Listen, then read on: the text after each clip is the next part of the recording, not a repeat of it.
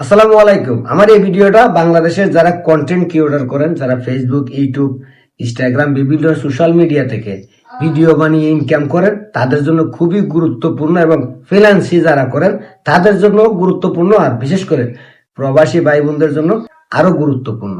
সবার আগে চলেন এই ভিডিওটা শুরু করার আগে আমি আপনাদের একটা রেকর্ড শোনাই, যে রেকর্ড শুনলে আপনারা মোটামুটি ক্লিয়ার হয়ে যাবেন যে এই ভিডিও আপনার জন্য কতটা গুরুত্বপূর্ণ।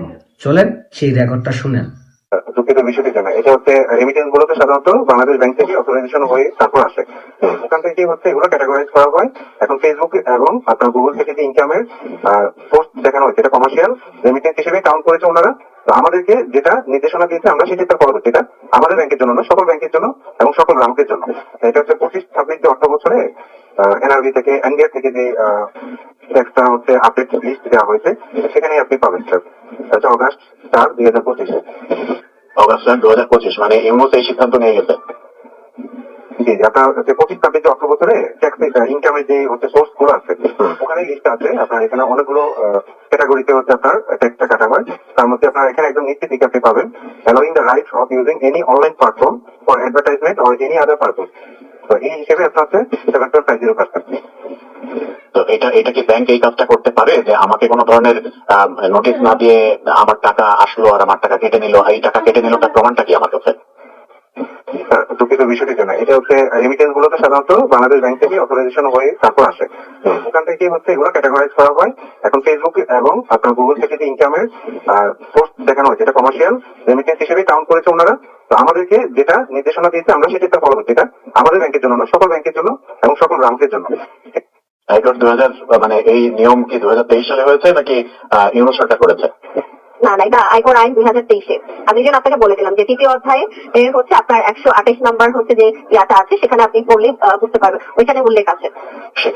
সেখানে এটা উল্লেখ ছিল, এটা কার্যকর হয়নি। এই কার্যকরের উদ্যোগটা কে নিয়েছে? এই কার্যকরের উদ্যোগটা কি ইউনুস সরকার নিয়েছে নাকি বিএনপি সরকার নিয়েছে? আপনার এখন স্যার নির্দেশনা তো আমরা এখন পেয়েছি, তার মানে এখন যেহেতু বিএনপি হচ্ছে চলতেছে এখন, তাহলে এই সরকারি নাহলে তো এই নির্দেশনা তো আমাদেরকে আগে প্রোভাইড করা না, এখন প্রোভাইড করা হয়েছে। এবং ওখানে আপনার এটা আছে যে কোনো রেভিনিউ শেয়ারিং ইত্যাদি বাবদ যদি বিদেশ থেকে অর্থ হচ্ছে আসে সেখান থেকে কিন্তু এটা কর্তন হবে 7.5%। যেটা শুনলেন তো অডিও কলটা, এটা কাদের মধ্যে কথা হইতেছে? একজন ব্যাংক কর্মকর্তা আর একজন গ্রাহকের মধ্যে। কি নিয়ে কথা হচ্ছে? আপনি আমি যারা কন্টেন্ট বানাই ফেসবুক, ইউটিউব বিভিন্ন সোশ্যাল মিডিয়াতে এই ভিডিও আপলোড করে ইনকাম করে তাদের জন্য কথা বলতেছে। আর কথা বলতেছে ফিনান্সি যারা করেন তাদের জন্য কথা বলতেছে, প্রবাসীদের জন্য কথা বলতেছে। কেন কথা বলতেছে?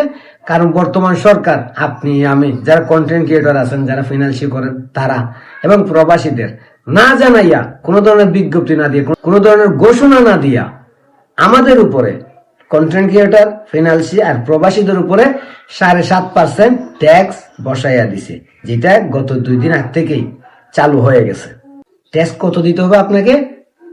7.5%। মানে আপনি যদি ইউটিউব বা ফেসবুক থেকে 10,000 টাকা ইনকাম করেন তাহলে আপনাকে দিতে হবে 750 টাকা ট্যাক্স। মানে আপনি মোটামুটি ইউটিউব থেকে বা ফেসবুক থেকে 12,000 টাকা কামাইলে আপনাকে 1,000 টাকা ট্যাক্স দিতে হবে। প্রবাসীদের বেলায়ও একই আইন, ফিনান্সি যারা করেন তাদের জন্য একই আইন। এখন আমার প্রশ্ন হইল, সরকার আমাদের কাছ থেকে ট্যাক্স নিবে, ভালো কথা, আমাদেরকে তো জানানোর প্রয়োজন ছিল, অবগত করার প্রয়োজন ছিল। যেহেতু আমরা যারা কন্টেন্ট বানাই, যারা ফিনান্সি করি, যারা প্রবাস থেকে টাকা পাঠান, প্রত্যেকেই প্রচুর পরিশ্রম করে আমরা এই টাকা ইনকাম করি। একটা ভিডিও বানানোর জন্য আমরা কত পরিশ্রম করি। একটা ভিডিও বানানোর থেকে শুরু করে এডিট করে আপলোড করা পর্যন্ত অনেকের আছে একটা ভিডিওর তোলা অনেক টাকা খরচ যায়। আমার কথা বাদ দেন, আমি ভাই ঘরে বসে ভিডিও বানাই, আমার ধরেন এমবি যায়, একটা ভিডিও আপলোড করলে ধরেন 5 GB 4 GB 6 GB ইন্টারনেট যায়। কিন্তু অনেকেই আছেন যারা একটা ভিডিও বানাইতে 2, 4, 5, 10,000 টাকা খরচ হয়ে যায়। আমরা তো ভাই যারা কন্টেন্ট ক্রিয়েটর, যারা ফিনান্সি করি, প্রত্যেকে সরকারকে প্রতি বছরে একটা ট্যাক্স দেয় 3 সার্টিফিকেটের জন্য। 3 সার্টিফিকেট যাদের আছে তারাই তো অনলাইন থেকে ইনকাম করতে পারে। 3 সার্টিফিকেট যাদের নেই তারা তো অনলাইন থেকে ইনকাম করতে পারে না। তো আমরা 3 সার্টিফিকেটের জন্য প্রতি বছরে একটা ট্যাক্স দিই। তাহলে সরকার আমাদেরকে না জানাইয়া, আমাদেরকে অবগত না কইরা, গোপনে বলতে গেলে হুট কইরা একটা সিদ্ধান্ত নিয়ে নিল যে প্রবাস থেকে যারা রেমিটেন্স পাঠাবে তারা, যারা ফিনান্সি করে তারা, যারা কন্টেন্ট তৈরি করে, প্রত্যেককে 7.5% ট্যাক্স দিতে হবে। মানে লাখে আপনাকে 7,500 টাকা ট্যাক্স দিতে হবে। আচ্ছা, বর্তমান সরকার কি জানে ফেসবুক ইউটিউব থেকে 10,000 টাকা কামাই করতে একজন কন্টেন্ট ক্রিয়েটর কত কষ্ট হয়? যারা কন্টেন্ট বানায় তারা তো জানেন $100 আর্নিং না হলে আপনি এই ফেসবুক থেকে টাকা তুলতে পারবেন না। এই 100 টাকা জমা করতে একজন কন্টেন্ট ক্রিয়েটর কত পরিশ্রম হয় সেটা কি সরকার জানে? যারা কন্টেন্ট ক্রিয়েটর তারা জানে। এই যে সরকার এই ধরনের একটা এই সিদ্ধান্ত নিল, এটাকে আমি প্রত্যাখ্যান করলাম।